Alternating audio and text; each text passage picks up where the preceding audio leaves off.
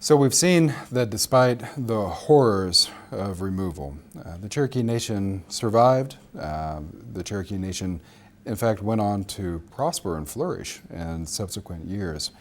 We had some interludes in between. The Cherokee Nation is back in full force. One of the things that it continues to do is to pressure the United States to recognize the inherent rights of sovereignty that it retains.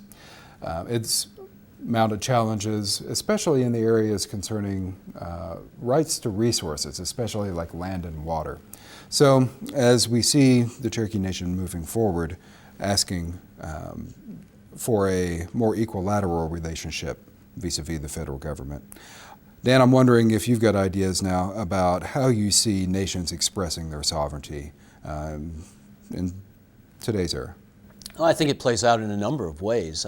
From fairly straightforward examples, I believe that Cherokee Nation was the first to come to an agreement with the state of Oklahoma to issue their own license plates. Mm-hmm. Right? That seems like a very simple thing, but it's a really strong statement of sovereignty. To assume those governmental actions and forms that previously had been undertaken by the state and the federal government. Mm-hmm. This gets particularly tricky because this nation-to-nation relationship really exists at the federal level. So much of the work that remains to be done is to figure out exactly how this nation-to-nation relationship plays out when it comes down to the relationship between native nations and the states in which they reside. Right. That's one of the things that a lot of tribal governments in the past have absolutely insisted on, that they don't negotiate with states, that they negotiate with the feds. But as you suggest, it looks like the feds in some places have said, if we delegate that right to the states, then that's who tribal nations will need to go talk to. Yeah, there's no more, I think, more complex situation than when we do start to talk about resources, because this is where the states have the domain.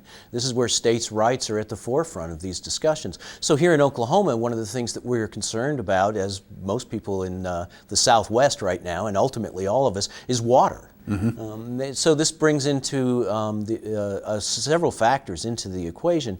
One is this concept of ceded territories, that somehow native nations have this ongoing set of rights relative to the resources that they may no longer have political control over. Mm-hmm.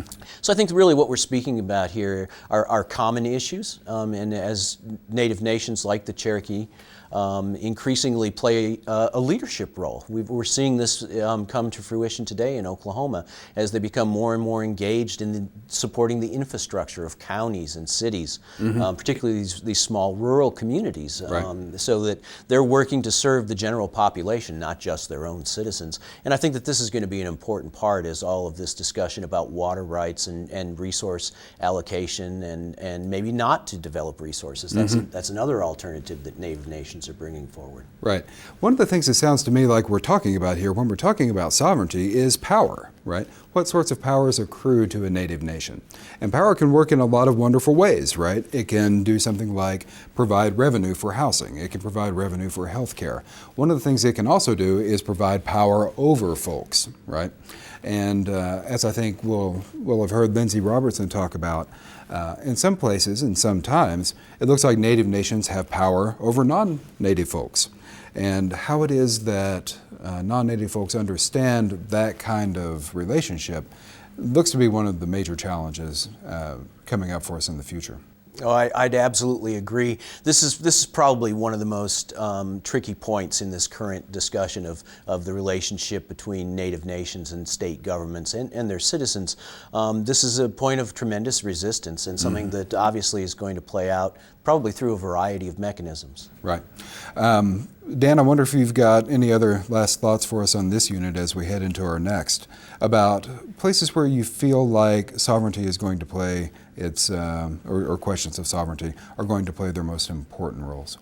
Well, I think that in my own particular work, for example, in a museum environment, over the course of my career, I've seen the equation change significantly mm-hmm. As Native peoples are not only at the table, but they're at the table not just as partners, but they may provide the leadership for projects and programs. They may provide the table. That's exactly right. Yeah.